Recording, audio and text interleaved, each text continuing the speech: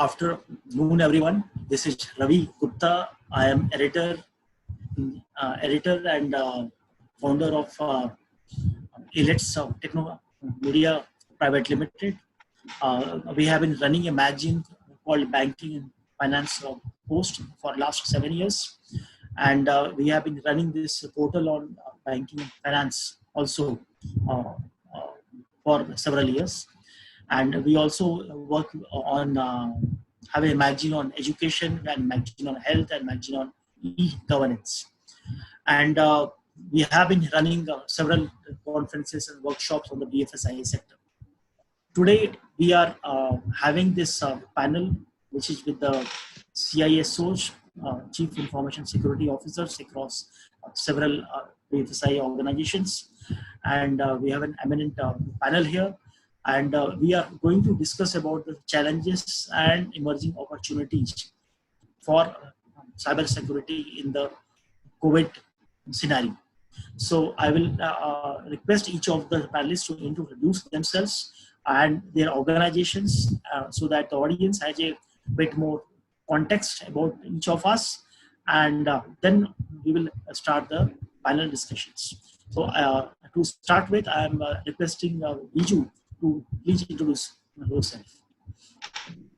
Yeah, very good afternoon. Myself, Biju. So I am just the CISO for Federal Bank. Federal Bank is a scheduled commercial bank which has a pan-India presence. We have branches across all states, and also we have representative offices in the Middle East and other countries. And we are an organization where we have 12,000 plus employees.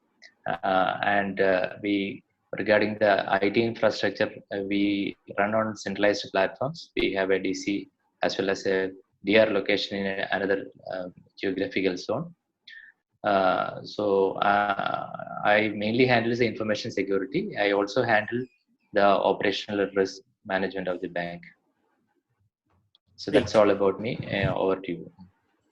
Welcome, Biju. We are to have you here with us. We have Vinod Kumar next. May I request Vinod to introduce yourself?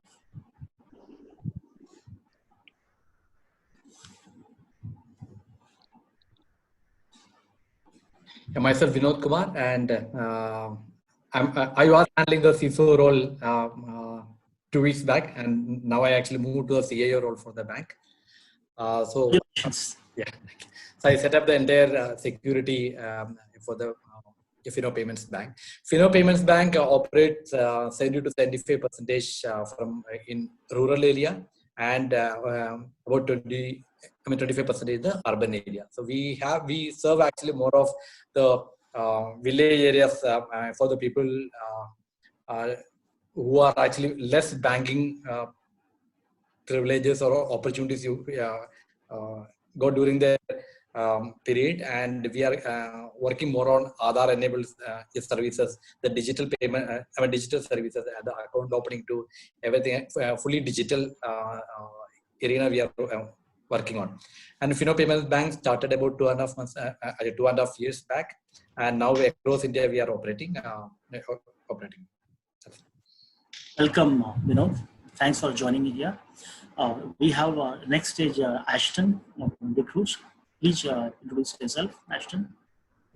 Hello, thanks, Dr. Ravi. Good afternoon, everyone.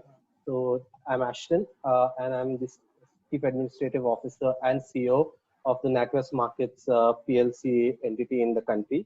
We are part of the Royal Bank of Scotland Group, which is a UK-based bank and has presence across 52 odd countries in the world. Out in India, we are basically a corporate bank primarily, and I handle the administrative functions along with the added role of the Chief Information Security Officer in the country. So I must welcome everyone on this webinar. Just to share with the audience, with the views that I've expressed and the opinions that I share here will be in my personal capacity actually, and may or may not be subscribed by my organization, but you are always welcome to the views. Thank you. Great. Thank you, Ashton, for joining in. Next, we have Mr. Shivkumar Pandey. Welcome, yourself. Please introduce yourself. Okay. Hi guys, I'm Shivkumar Pandey from the BSC Limited. I'm a group CISO in BSC and part of the BSC being the parent company. We have an Indian Clearing Corporation Limited. We have more than 10 companies, Indian Clearing Corporation, we have International Stock Exchange, we have a Commodity Exchange, we have our own IT arm, we have BSC Institute Limited. And IT and Security Operations Center is common among all this group of companies. BSC being a national critical infrastructure, so we are always on the radar of the target attackers. Just to tell you some of the figures, like we have more than 30 million transactions per day. So criticality is more, and you know about the BSC. That's what I can say. Thanks. Thank you, Shivkumarji, for joining us. May I request Ayaj Sayed to introduce yourself, please? Thank you, Doctor. Good afternoon, all. I hope you all are retreating well during this wellness period where we call it as a lockdown. And I'm sure the disclaimer given by Ashton is applicable for all of us. Whatever we are commenting, whatever we are trying to communicate to our audience, it's in our personal capacity. I'm a part of SBI General. I head the risk management department there. Information security is a part of the department. SBI General, as everybody is aware about the brand, we have an objective of being an insurer to every Indian. And in the last couple of years, we have very heavily done an automation for the company, and the company's digital readiness when it comes to lockdown is fairly advanced. So we believe in an objective of being a phygital organization, so wherein there is a blend of both physical as well as digital. And we serve a large amount of customers across the country. We have a manpower of close to around 4,000 people. That's a quick update from myself. In my earlier tenure with ICICI, I was also the CISO there. Welcome, Avez, for joining us. Thank you. And may I request Manoj Sarangi to please introduce yourself. Thank you, Dr. Ravi. This is Manoj Sarangi. Good afternoon, everyone. I head the security for NSDL group. In the group, we have a depository, a payments bank, and a database management corporation. From a depository perspective, we host dematerialized sales, which amounts to around $2,600 billion. That's close to 190 lakh crores of rupees. Just as she was telling, the number of transactions that happens in the exchange, they gets registered in the depository. So both exchanges, major exchanges, all the transactions they get registered in the depository. Totally, we may have reach of around 2 crores customers in India, and as a group, we have a payments bank as well, which has just commenced operation.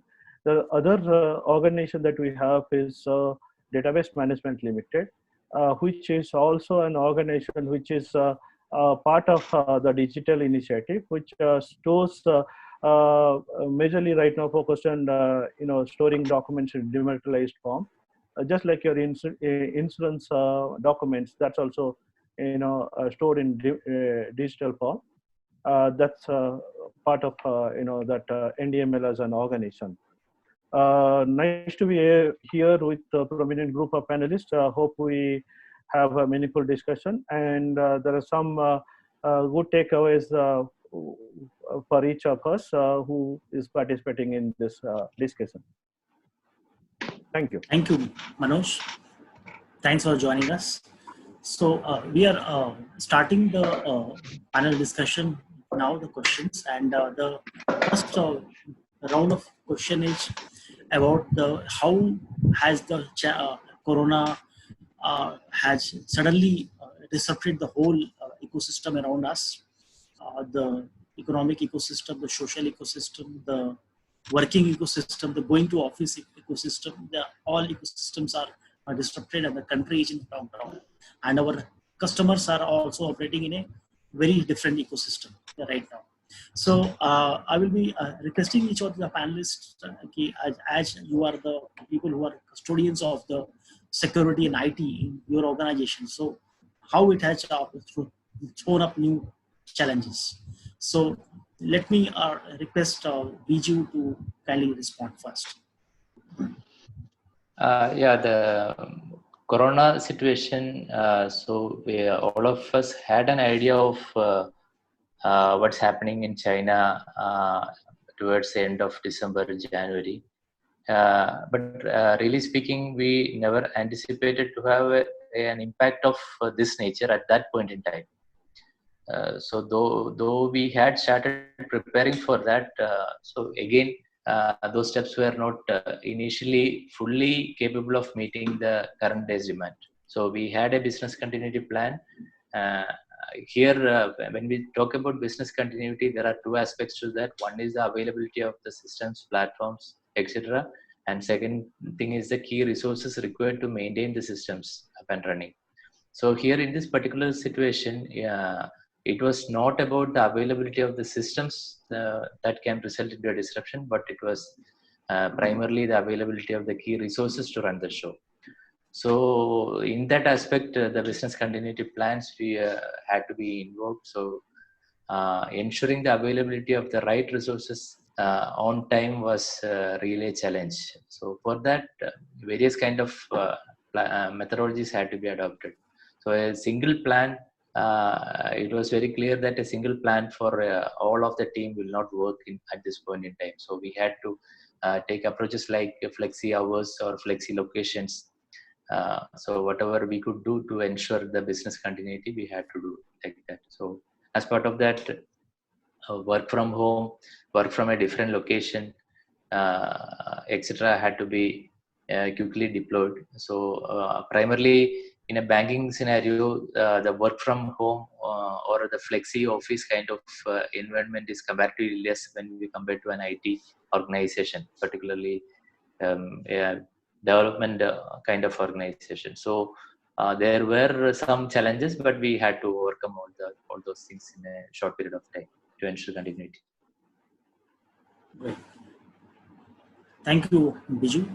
May I request Vinod to speak, please?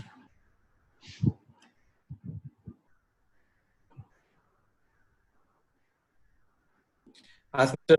Biju also mentioned, the BCP evoking and the major issue difference was that in normal BCP scenario, your one of the location is not available, you actually operate from other locations. Here the scenario being totally different, that all the locations been similarly impacted.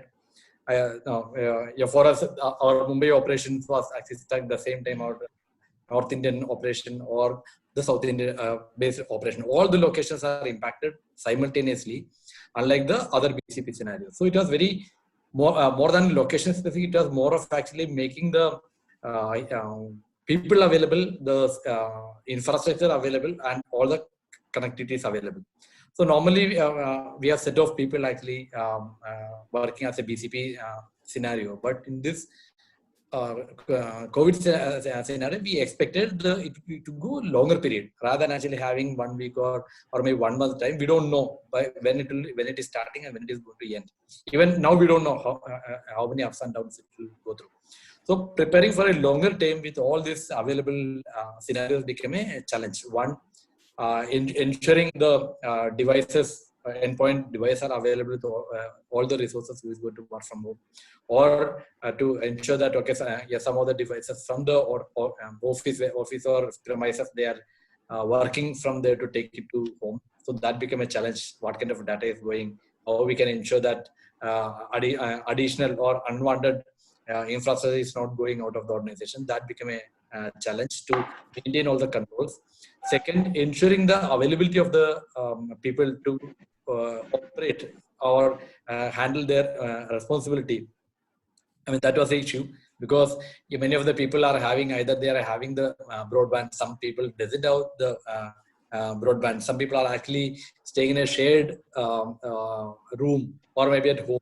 So, so managing all these things with the quality became a challenge, especially the customer care. The contact center people, actually they live in groups. Same time, we need to ensure that the support is actually available. The transport is available. Some of the scenarios. So those were the challenges. Then the internet become initial days. Internet was fast, but gradually the quality of the connectivity become low and the frequent disconnection of services. So that became another challenge because we don't know some of the reconciliation issues, other issues are also actually came as part of this.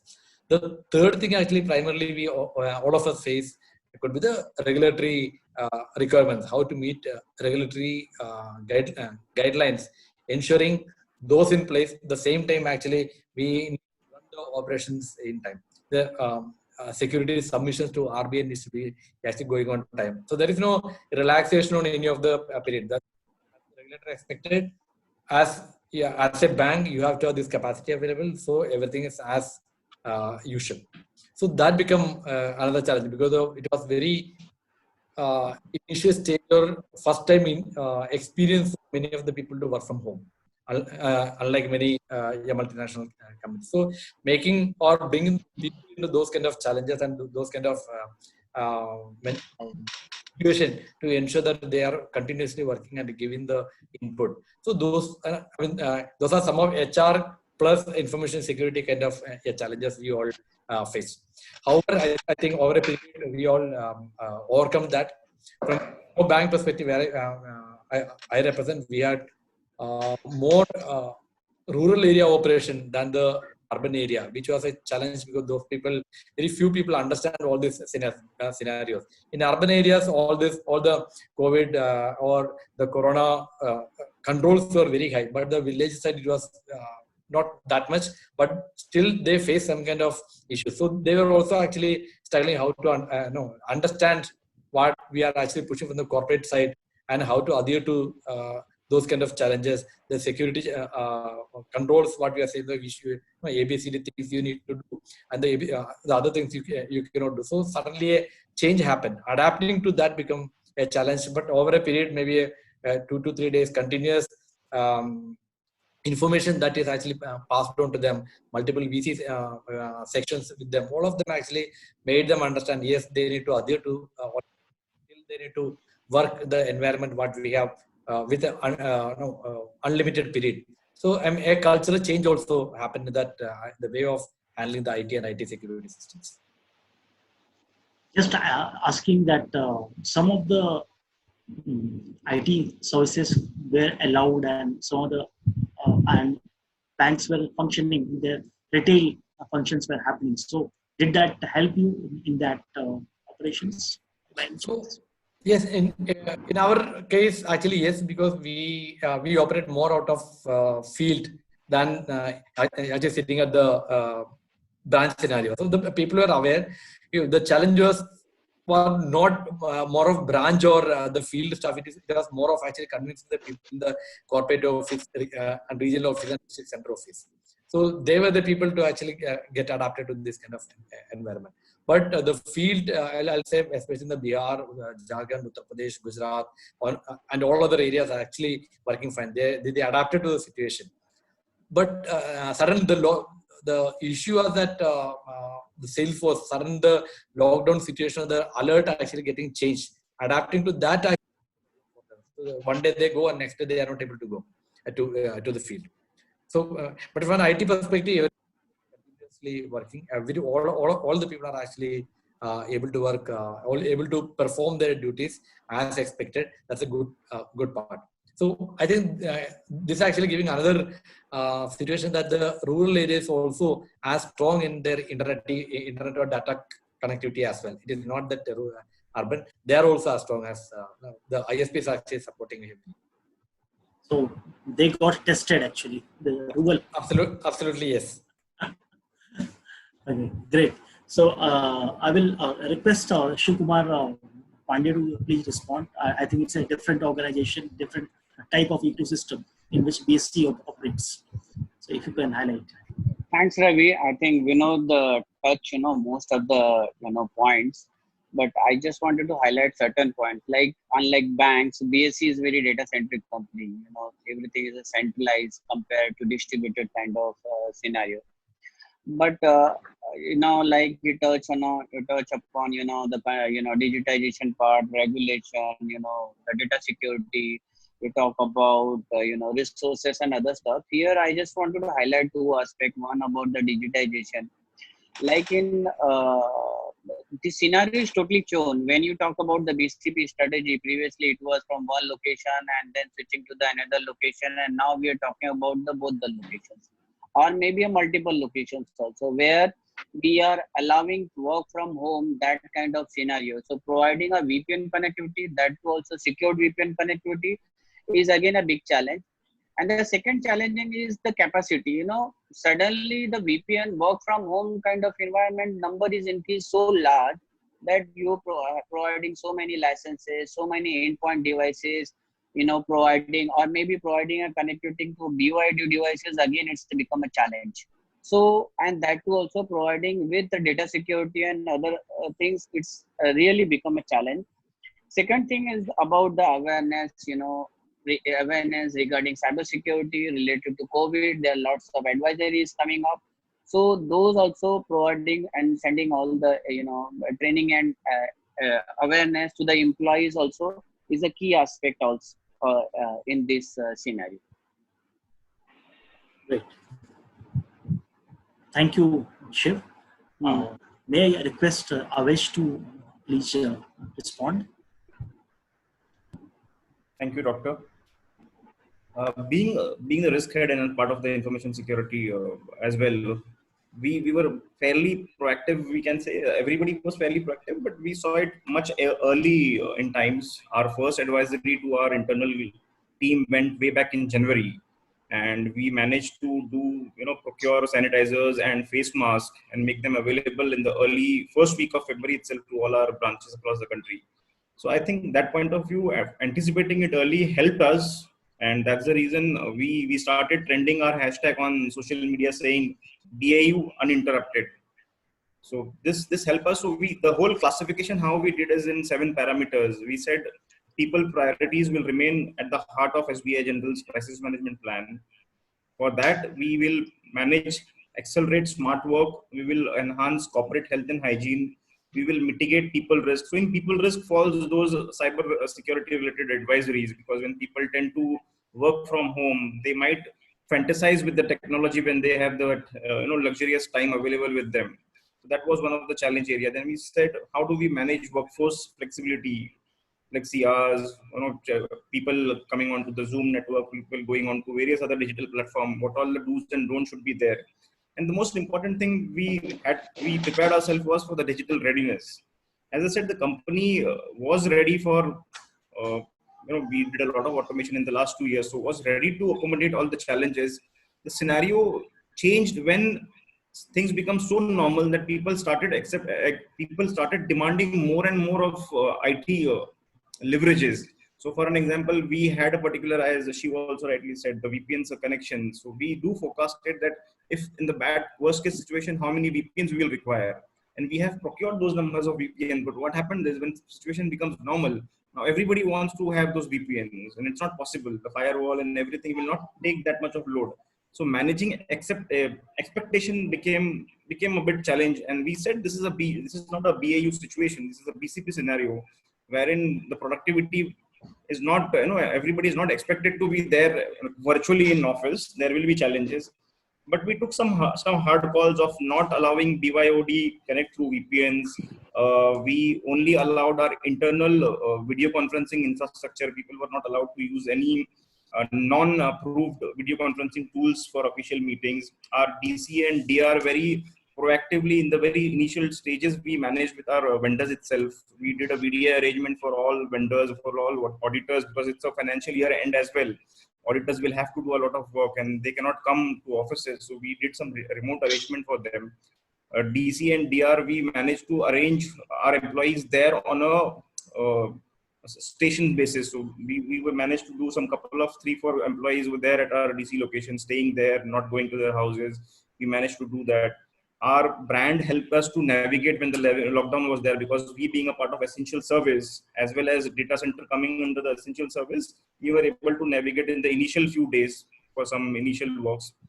Rest all, from a security point of view, the biggest challenge for us and for everyone else was social engineering attempts. So how do we control and how do we monitor and how do we educate our employees who are sitting at home and using our technology?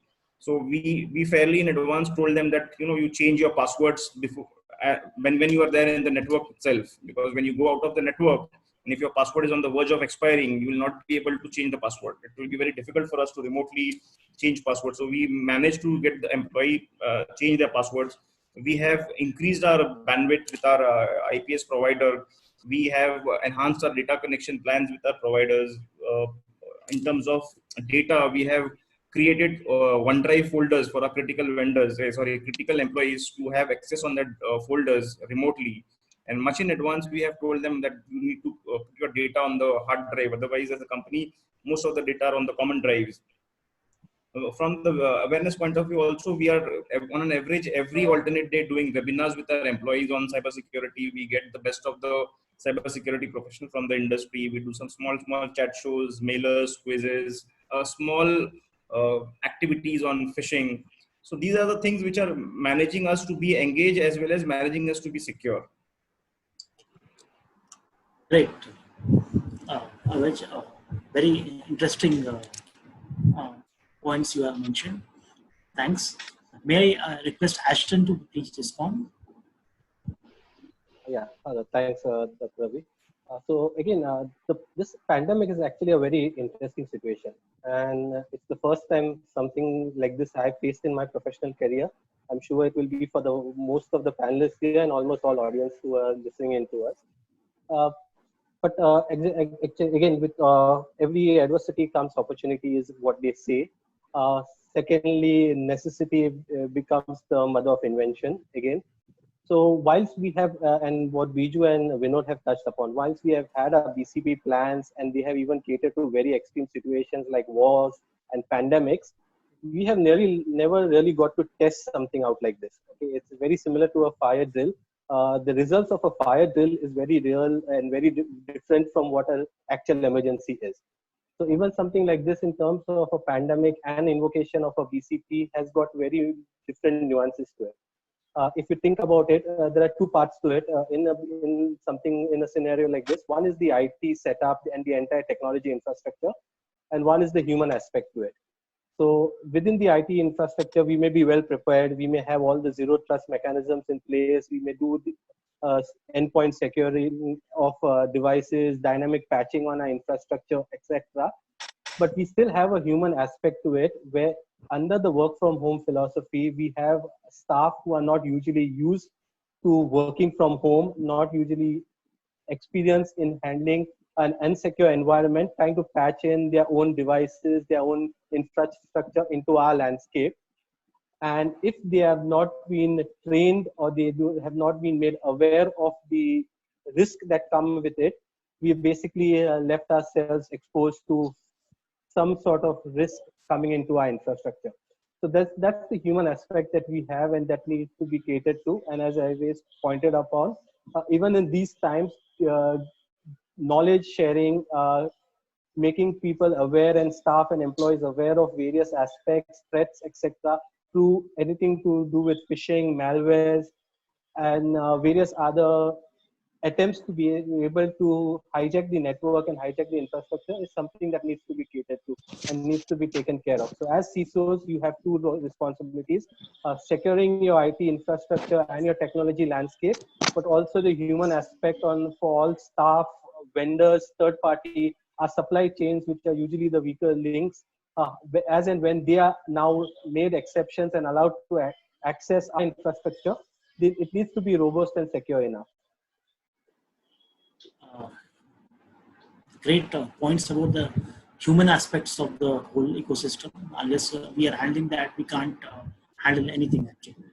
Thanks for pointing that out. Thanks. May I request Manoj to speak, please? Yeah, thanks. I think I will not repeat what my co-panelists have already mentioned. You know, all of us have a VCP plan, and all of us would have a pandemic as one of the scenarios that is addressed in the VCP plan.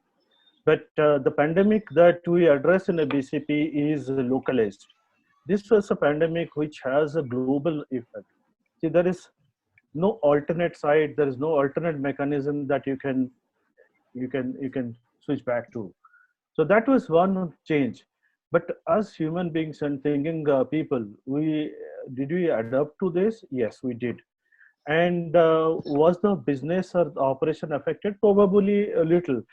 But largely the businesses, what I have spoken to in the peers in the industry, the businesses operations are largely unaffected. That means we have adapted and changed or made amends to the ways that we have worked, so that there is the impact has been minimalized. I'll specifically kind of focus on four different aspects that I see that is happening at this point of time.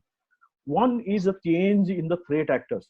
Now, large number of people have started working from home, so the attackers have shifted their focus from the corporate infrastructure, the people who are vulnerable, and provide a conduit to the organization. So that's the attack has changed, and the threat vectors have changed largely. And if you see, the result is a large IT company was compromised with a ransomware, which is targeting the RDP. Is a major ransomware, is not a new ransomware, but it attacked and compromised. So that's targeting the end user. Second thing that I want to focus on, there are new vulnerabilities which are getting discovered and which may not be addressed so fast. So I saw a vulnerability on the FPGA. That's a hardware device which may not have immediate addressing. That may not be possible. So, and also people are the hackers are using the psychological aspects of the current scenario and tuning the attacks based on that. Like you see phishing mails with COVID, you will see ransomware probably with the COVID as COVID help or something like that coming up, and we have seen something similar which is happening in the marketplace. Okay, so that's the second part I want to touch. The third part is there has been change in the business model. The people, the brick and mortar business or the traditional businesses who used to work 100% from office, and they have now started working maybe 90% from home. And we understand that there is, people can still work from home, and the business can run as usual. That's a great learning. And we may have challenges in managing people, managing work, managing tasks. But the thing is, we'll have to kind of, build stronger processes so that this can also be changed. And this has also come up as an opportunity for many organizations. Like there are now, I see at least, I receive 7 to 8 mails from different people who are trying to help organizations who are working from home. So this has been turned into a business opportunities. And then if I look from my, from a risk perspective, we'll have to be much more careful and, to allow such tools, technologies to be used in our, workplace. So these are the four different aspects that has been discovered during this unusual scenario. And I think security professionals or risk professionals, we should keep our eyes and ears open so that we understand and respond rather than reacting to such situations, and make sure that the organization stays safe and conduct business as usual. Manoj, thanks for pointing out the challenges of security on the work from home emerging. Various new businesses are emerging to handle this situation. Let me now ask the second round of question, which is we are seeing the change kind of scenario, people working from home, different set of challenges and different set of opportunities. So what are the emerging, I will say, opportunities, and what is the new normal? Like what is the, like after this all this like settles down, what IT or ICT scenario ecosystem we will see as like what ratio of working from home, working from office, what kind of customer IT behavior may change, and vendors' IT behavior may change, and how does that impact the role of the IT infrastructure head or a CISO in an organization like yours. So it's like after 2 months, 3 months, whenever all this like settles down. So what are the opportunities and what is the new normal? Like we are going to discuss that. So may I request Biju to respond, please? Yeah, that's really a good question. There are, strictly speaking, if you say the learnings from this or what would be the new normals, there will be for sure a lot of changes that will happen. So we are basically from a banking perspective, the way we approach customers, basically both the front office and the back-end activities, both will change. There will be a lot of changes that will be happening. The way we do customer servicing, the way we do the marketing aspects, sales aspects, everything, there will be changes happening. Similarly, in the third-party engagements, that is one major area. Certainly changes are going to happen. Third-party engagements or dependency on external third parties for various back office or other activities, that's also for sure going to have a major change. Then the work from home culture or the remote access or remote location working, that's also going to see a lot of changes. So what we have now implemented on an ad hoc basis, certainly some of that is going to become a normal activity going ahead. So in most of the areas, whatever we are now doing, certainly there will be change, and the new normal, certainly for sure it will get defined in a different approach. So the basic learnings, what we have to say is that both the front office, back office, system maintenance, all these activities is going to change. The customer awareness part as well as the employee awareness part, it was an area where a lot of effort was needed and there was an impact. But in the new scenario, when as the speakers mentioned in the earlier conversations, so now it's a practice where either the banks or institutions devices or even the BYOD is allowed to connect to the organization network. So managing those, ensuring security of all those, we will have to come with new approaches, new solutions. So this will be the new ways going ahead. That is from my side. Great, Biju. Thanks. May I request Vinod to respond, please? Thanks. So I think there's a major twist, or the way the management started accepting the work from home is changing because of this. One, earlier maybe before if you call that pre-COVID scenario, most of the organizations work from home was one of the no kind of things. It was only allowed very few departments or people in most of the banking segment. So that has been changed. So the approach or the acceptance of outsourcing or ensuring or permitting work from home will increase. A lot of cost aspects and the cultural aspects and the other aspects will be bringing from management side, HR side, and admin side, and that. But the no become a considering, or we need to consider kind of situation. So most of the banks, I'm sure that they'll be looking at that.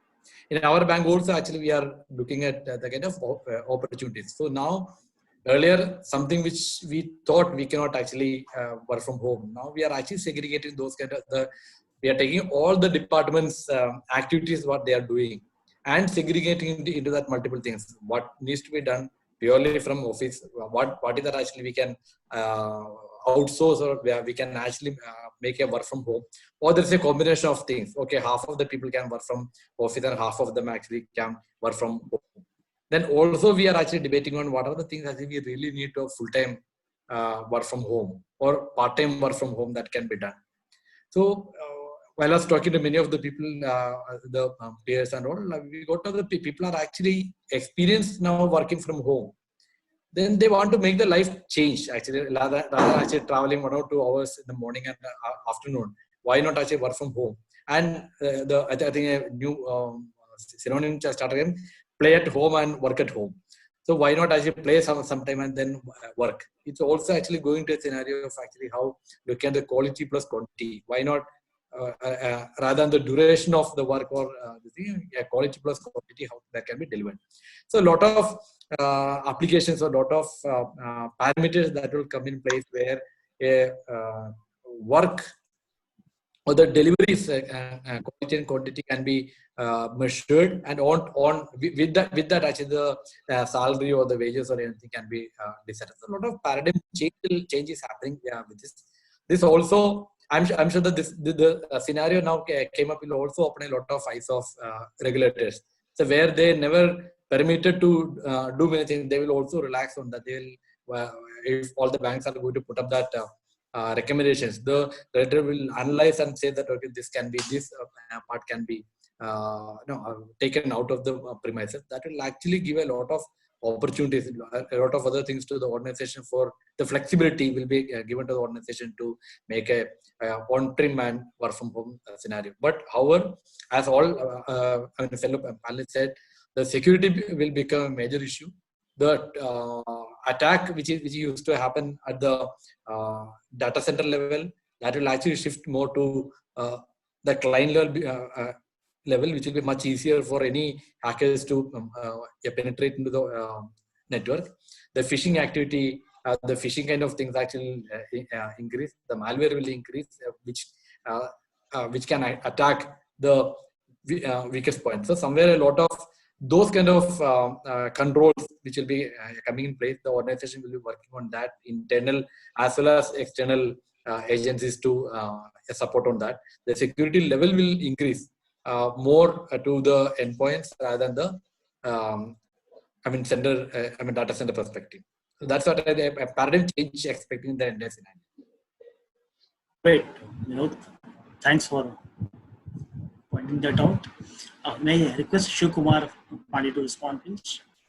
I think, there will be lots of paradigm change after this, COVID-19.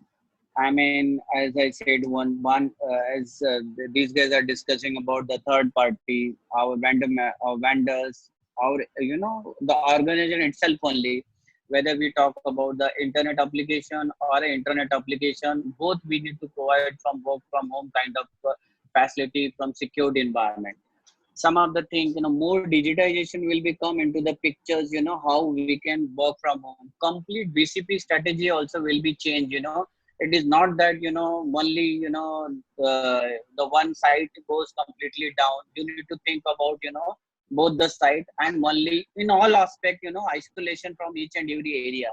Some of the examples like, you need to think about the geolocation point of view, the user cannot be accessed, from India, apart from India, or maybe apart from Mumbai. Something like time-based accessing of the users. User is only allowed from 9 to 5 to access to the applications, and 9 to 5 it will be disconnected. There are lots of things will be come into the pictures when we're talking about, the technical aspect and enforcement of those policy in the technical aspect also. And then, the resources, which especially, the organization like BSC, where as a regulatory requirement also, and something we are forced to work from the office. Now we also need to think about the work from home also, which we are already doing it right now. And the regulator point of view also, being from NCIPC, we are a national critical infrastructures, we are, and the certain policies, and whether it is a SEBI or RBI, lots of things, and their, cyber security norms is also going to be changed, and which will allow this to work from this kind of scenario. And looking overall scenario, when we're talking about allowed from work from home, I'm not saying work from home from anywhere kind of location, outside the organization, which is in the secured environment. So the challenges for the CISO will be more, providing a secured connectivity and provide, so that no data will be leaked also. it will be a big challenges in the future. That's what I'm thinking it right now. The security challenges are going to increase. Yeah, some of the, as I said, some of the parameters which I have given, like geolocation, time base. So there are many kind of parameters will also come into the picture for the configuration of the same, depending upon the application, depending upon the criticality, depending upon the department, depending upon the function, you know, the access and the time-based access and the location-based access, and maybe something more is provided, you know, to the end users for a given application. So those things also will come into the pictures. May I request Aves to speak about it? Thank you. So I think we all have similar concerns. We have all similar views. Certain things from a risk point when we discuss the scenario, definitely there are so many unknowns yet we have to know about it. Whatever we currently know, I think it's just 10% about what the future holds for us in terms of be it opportunity, in terms of be it risk, or it might also turn up that we exaggerated it a lot. So we never know what will happen tomorrow. From a cost point of view, definitely CFOs are thinking about how do we take this as an opportunity and save our cost in terms of travel cost, in terms of our per square meter cost in office infrastructure point of view. Because earlier, nobody, as somebody rightly said, Vinod also rightly said that companies were not keen on letting employees work from home. Though some companies have that policies, but they were not allowing the employees because they were concerned not about the trust factor, but they were concerned about the adaptability, about how people will be able to manage this scenario. But once this particular risk came as a forceful impact, forceful choice for the industry, people adapted to it. And what HRs also beautifully try to do is they try to create those matrices which gauges an employee's productivity to the nth. So, you know, at any point of time, the HR is at a confidence ratio. I think at least we can say we have a confidence ratio of more than 90% that our employees are productive and our employees are doing their work. Because some of the employees, when we do the surveys, have said we have been working more now because of our travel time has been reduced. And I don't know what changed in the whole industry, but even we all are working. When we wake up, we are working. When we sleep, we are working. So I think the productivity must have doubled. So the concern, what Shiv has here is for definitely data will definitely be a big concern because data security, how people will handle our data. So I will recommend that people should create tranches wherein they open the work from home in a normal scenario for those transactions where security is the least concern, those activities where security is the least concern. And they built a safety net around those functions. So that is how, if I have to strategize, we will strategize in a way wherein my security exposure is the least. Those areas I'll first expose on a work from home model. As what we understand from the industry, the entire industry is looking now to have a new BCP saying minimum 25% people should be working from home in a normal scenario. So this is also a new resilience when people are talking. So cybersecurity will definitely not be in that hype now. According to me, it will be the resilience as a word which will people talk about a lot with both the regulators and at the ministry level. People will now want companies to come up with a resilience framework wherein cybersecurity will also be a part. So we want to look at more from a very broader perspective that what if such situations happen, because we are expecting a W curve in the future, right? The scenario might fade out and it might come back again. That's what the doctors are saying and that's what the experts are saying. So it's not going to end right now. It might just go out for some time and it will definitely come back again. It will be a cyclical process. So we'll have to be prepared for it in the near future. And not now, currently we have the corona problem. We don't know what all problems we might face in the future. So resilience will become a big topic. People and companies will want to plan according to that. And then they will accordingly want to have agile frameworks wherein security doesn't even cost them much with efforts. Because the whole objective of a management is how do you make security less painful and more cost effective. Security is not cost effective right now. We have to invest a lot. A lot of engineering thoughts are happening around how do we make security more cost effective. How do we change our processes so that it fits into a very agile and a very, less vulnerable or less threat vectors? How do we upskill our employees to handle those phishings or social engineering attempts? Whom do we train first? So a lot of things, everybody is thinking in a different way. Everybody have a different problem to handle. Every industry is unique. Every industry's vendors are unique. Everybody has a different geographical territory to cover, to capture. So somebody people like us who are very much in the interior of the country, we might have some different challenges. Companies like who are dealing with overseas people, they might be having a different challenges. So GDPR, our privacy law coming into place. So these all will be challenges, but I think they will all take a pause right now, and we will have to rethink about all the pros and cons, or all the protocols which we are trying to create, because we'll have to rethink the games will not be the same as it is currently. It definitely will be changed. Yes. So the game will change, and we have to look at the adopting to the new game. May I request Ashton to please give your comments? So your question here was, what would be the new normal post this pandemic? Yes. So I'll actually like to tackle this in two parts. One is the customer front, one is the staff and the organization front. Okay, we've not actually talked about the customer front here, but within the banking industries, there was digitalization, electronic options, and online options were promoted a lot. However, these were seen to be adopted only in the urban areas. Now with this situation and this forced lockdown, where the entire country, both urban and rural populations, are basically within their own houses and homes, we've seen adoption of these options and digitalization, as well as online and e-commerce requirements within the rural households as such. And I'm sure people have found it more convenient, more economic, and more faster in option compared to basically walking up to a physical branch as such. So I think post the pandemic, we will see an uptick on this. This may not go away, unlike within the demonetization phase, where people again fell back to using physical cash rather than using digital options. This time around, I think this is there to stay, because they have seen it to be much convenient, much more economic, and much more convenient to utilize. So that's on the customer front, where we should see an uptick in terms of digital channels being utilized on the customer side. The other side of it is on the organizational front. So again, most of the panelists have talked about work from home, and even I don't see it going away.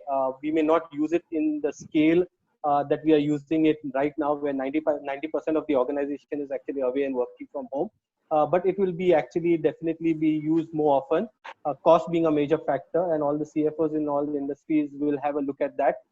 They will see that as a way to limit and reduce their costs, and so it will be used. Having said that, in a tightly regulated environment, we also need to see how the regulations play out from this perspective, because right now we are using a lot of exceptions, and that has been granted by various regulators to be able to enable work from home.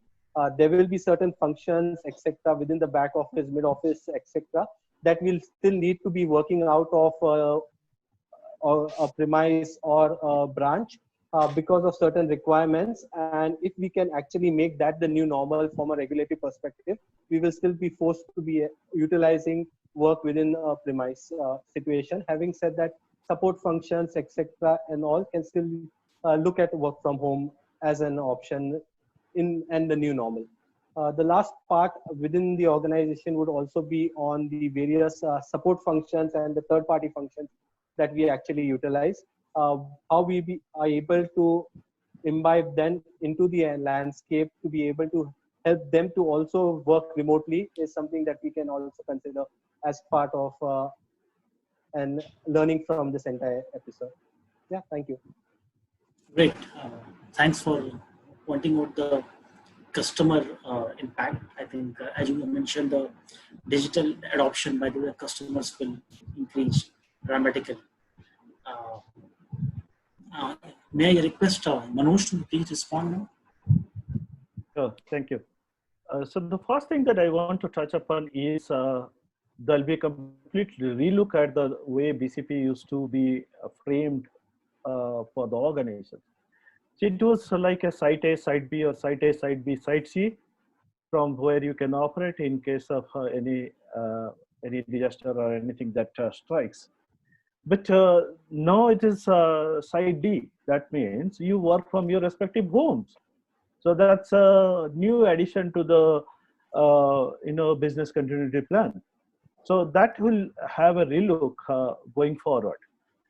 Second thing is work from home will be a new norm, and this will be tried and tested, and more and more people will be encouraged to work from home, and there'll be also other enablers that will come with it, so that people get the same environment as compared to the office. So that's the second part. Third is one thing that I expect that will come is more automation. So people will, organization will focus on automation more aggressively and try to automate tasks as much as possible, so that the manual interventions are reduced or minimized, so that people don't have to come to workplace to do such tasks. The fourth thing that I think will change is there may be a transition to tier 2 or tier 3 cities for the large businesses. As far as the connectivity and other things are strengthened, people now understand, organization now understand that people can work from home.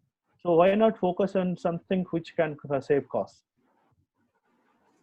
The fifth thing that organization will focus on is on end user security. There is a lot of focus on data center security, perimeter, layered security, zero trust, and kind of things like that. But now the focus will be a lot on the end user security. So people who are working from home, they must be secured, because they form the weakest link to get into organization's network. So that will also find a lot of focus going forward. I would also take this opportunity to answer some of the user questions that have been, flashing on the screen. Okay, so people are asking about what is the encryption? Are you encrypting data? See, there is no change in encryption status. The confidential data has been encrypted as per the regulation, as per the requirement. They will continue to be encrypted at rest or motion as before. There is no change. Another question, interesting question that came up is India Manoj, to? Yeah. Manoj, may I interrupt? In the next round, it is the user question itself. So okay. Yeah. Okay, so fine. Okay, so that's all from my perspective. Excellent. Yeah. Let me invite Shivkumar to please speak. I think I'm not seeing him. Sarangi. Shiv. Yeah. Your response on the new normal.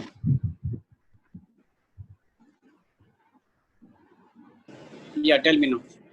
Yeah, your response on the new normal post-pandemic.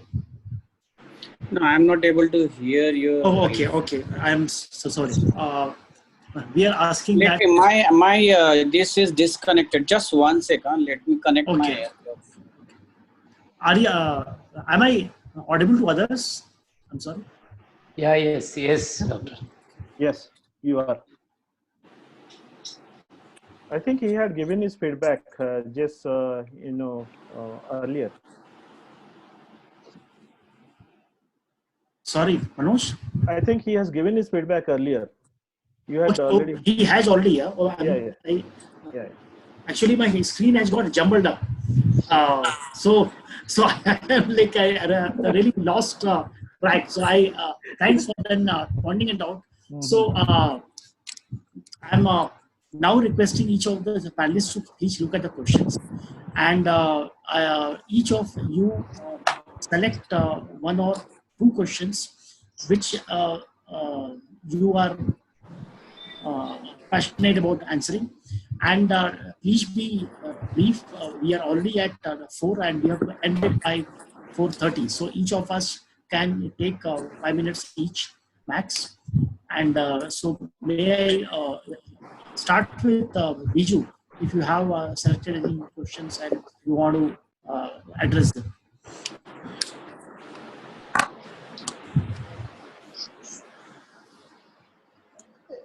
Or anyone else has looked at it and yeah, you want to I can go first if you want. Yes. I can go first. One question that has been asked is, there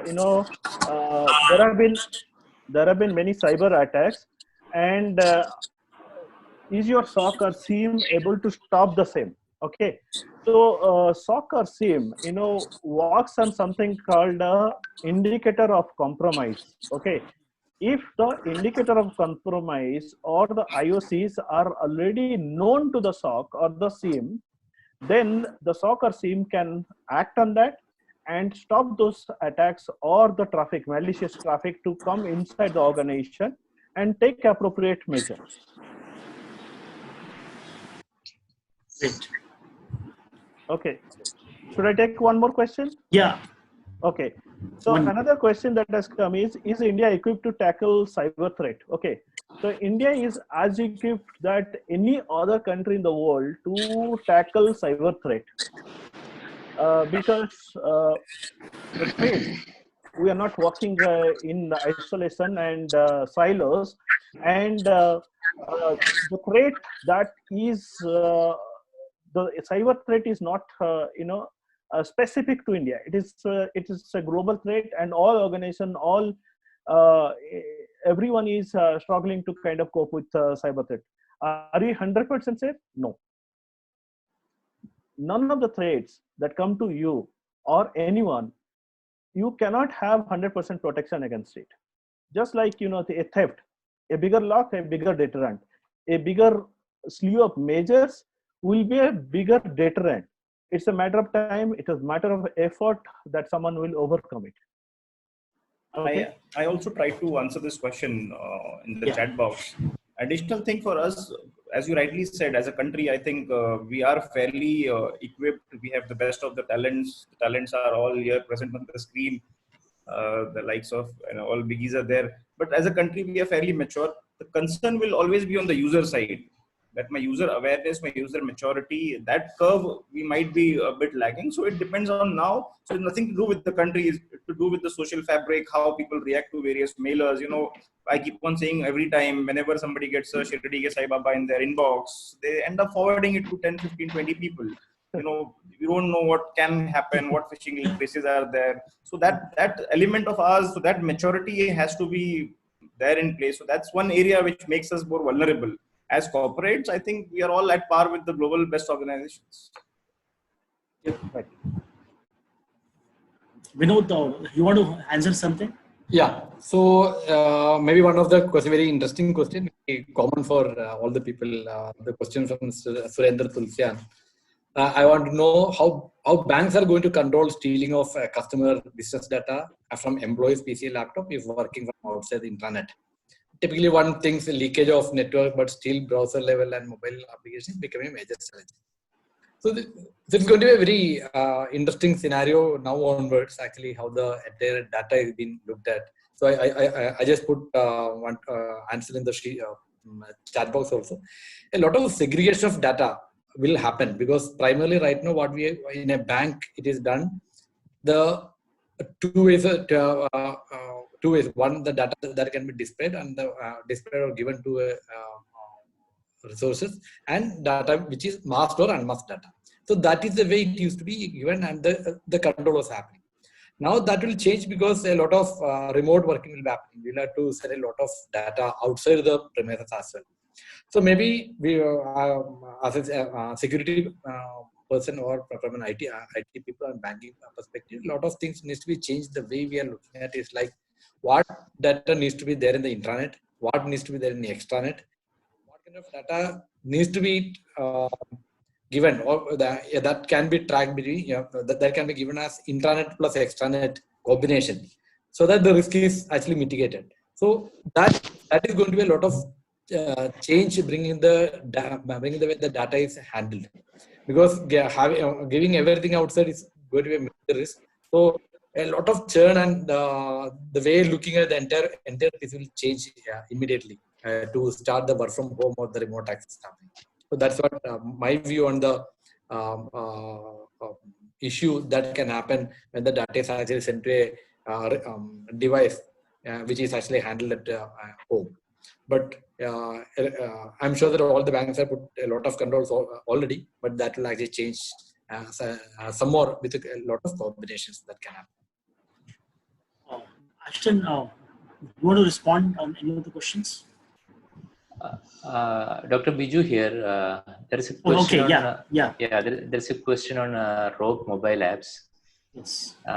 So regarding that, no. So as far as it's not really limited to mobile apps, it's equally applicable to websites also. There are on a daily basis lot of rogue sites or rogue mobile apps which will come up.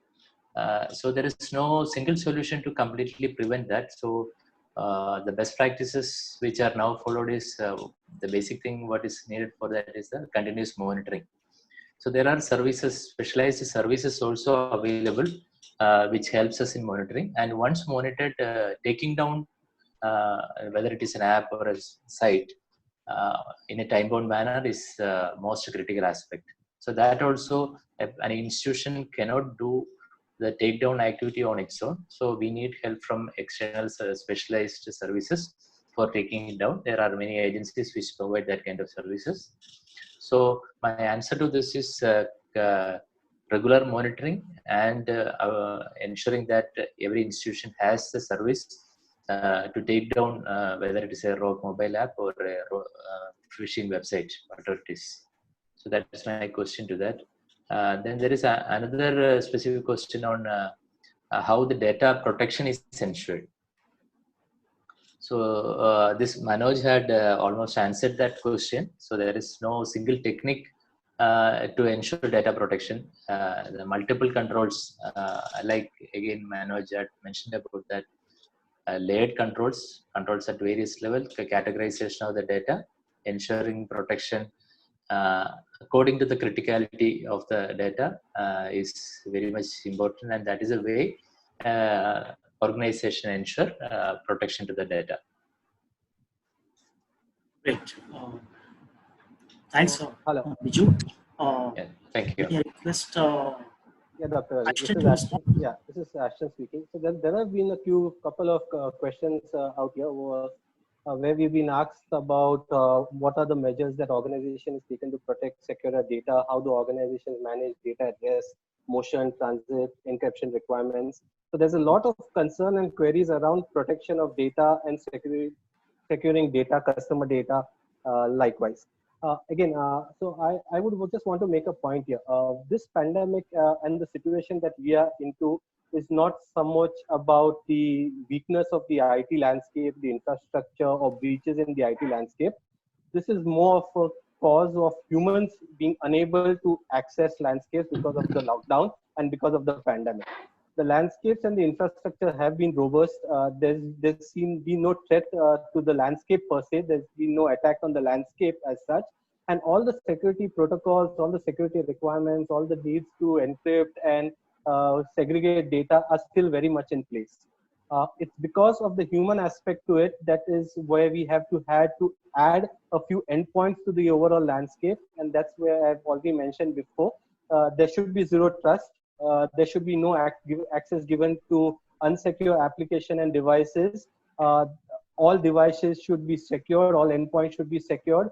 Dynamic patching should be considered.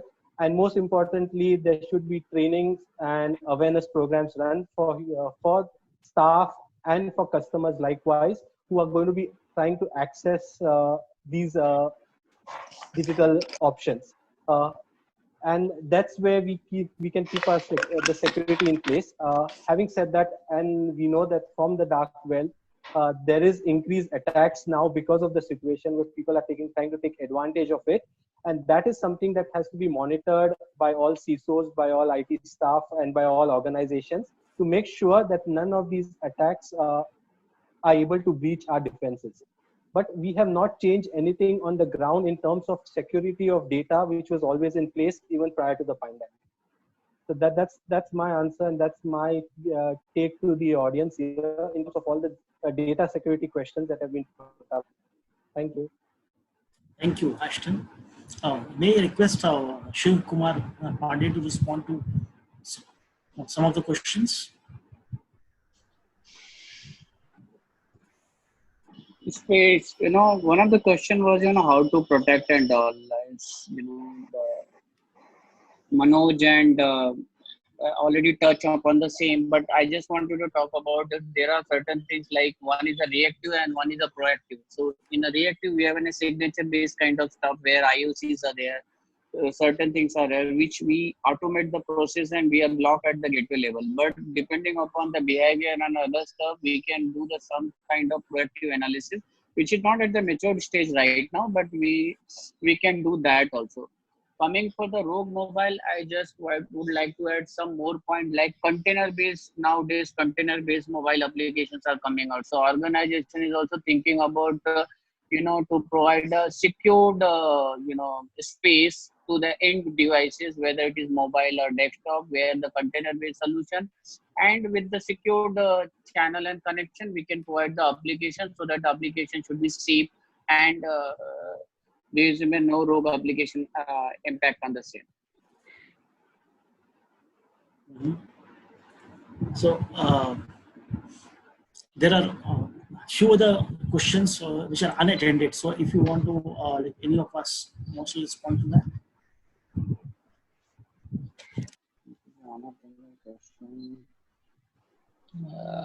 Biju, here there's a question on internal or common guidelines to employees and end users. This was discussed in the this question was raised and it was also answered. This awareness creation, even otherwise, it is a major part of cyber security. So as we all know, the strength of whatever efforts an institution makes depends on the strength of the weakest link, and the people are the weakest link. So particularly when it comes to this work from home environment, there are many new vulnerabilities that we have to face, like including Shivkumar, many of us touched upon that point, the endpoint security, the availability of updated antivirus, updated patches, all those are very critical. So there are certainly do's and don'ts in this kind of scenario. So every institution, I'm sure, is taking multiple kind of awareness methodologies to make sure that employees as well as the customers are aware of the environment. They're basically up to date regarding the security measures, basic security measures which are to be taken. There is a question from my side to panel and whoever wants to respond to it. How will be the role of IT vendors and IT security companies evolve post COVID? Anyone wants to respond to that?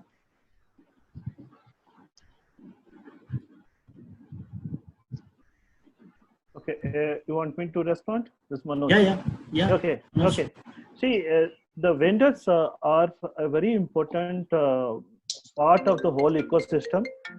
The thing that will change is, see, the vendors used to give two kinds of support. One is hands-on support, hands and leg support. Suppose the second is the project support. Okay, these are the two kinds of support that broadly I can categorize. One thing that will change is the hands and feet support will not change. Like someone wants to get the systems installed, get rack and stack up the equipment, those will not change. The second part, which will more importantly change, is the offsite support that vendors provide. Now the vendors have been forced to provide support over VPN or the connection, remote connections. But are we doing enough to have all the security measures in place so that there is no breach, there is no leakage of data, there is no sharing of data? Probably we are not doing enough. So those things will change. Those things will change. One will be there will be robust processes which will be built so that vendors are vendors are adopted into the ecosystem securely. Second is there will be a lot of adoption of secure technologies. As I have discussed earlier, there are in last 7 days I would have seen at least some 7 to 8 different service provider, the vendors approaching me with the different security measures they provide for work from home, starting from data leakage protection to 2-factor, 3-factor authentication, and so on and so forth. Those are the things will get adopted, and also kind of by organization to onboard vendors. So if you talk about the vendors who are providing remote support, they will not be treated any different than the employees who are providing support or working remote. They will have to go to the same security gates and same mechanism to make the organization workspace secure. So there'll be no differentiation between an employee and a vendor if they're coming from remote. So those are things that consideration, broad considerations. Is there any other response from? Yeah, so I can respond to 1 or 2 more questions. One of the questions that has popped up is, what are the measures taken by organization to protect security data? So as one of my co-panelists have already told, there is no change in the way the organization protect data from pre-COVID versus now. The only change is people have started working from home, and most organizations provide VPN connectivity, and which works with multi-factor authentication. So that's the kind of measure broadly taken by most organizations after in a post-COVID scenario. And one question I want to, this probably I'll give opportunity to others to also answer. The next question, this is Surendra Tulsian. Next question is, what will be the impact on budget and procurement of IT product post-corona, where security will stand in overall spending? See, organizations have started spending much before COVID on security, and the role of CISOs have changed from guards to detectives, from people who are data center to the boardroom. There has been quite a significant change of the security head role in last 10 years that I have seen. So the budget have been ever increasing, but post COVID, one of the areas that will see a lot of spending is protecting the end user. That will stay. That will have a lot of focus, and things like preventing leakage of data, protecting end user workstation, BIOD will see a lot of focus post COVID. So if all of us agree, we can close the session here, right? Yeah. And I think it has been a highly fruitful session. A lot of great inputs and ideas have emerged, and we will be bringing out a report of this, which we will send to you and publish on our BFSI portal. And I want to thank all the panelists and all the audience who are watching us live. That if you like this session, you can like and share this on your social profile, so that a lot more people in the ecosystem benefit by the great discussions which we just had here. So with this, I thank everyone. Thank you, Vinod. Thank you, Ashton. Thank you, Avez. Thank you, Manoj. Thank you, Biju. Thank you, Shivkumar, for joining us here. Namaskar. It was a pleasure. Thanks. Thank you. Thank you. Thank you. Thank you, Dr. Ravi and all of this. Thank you.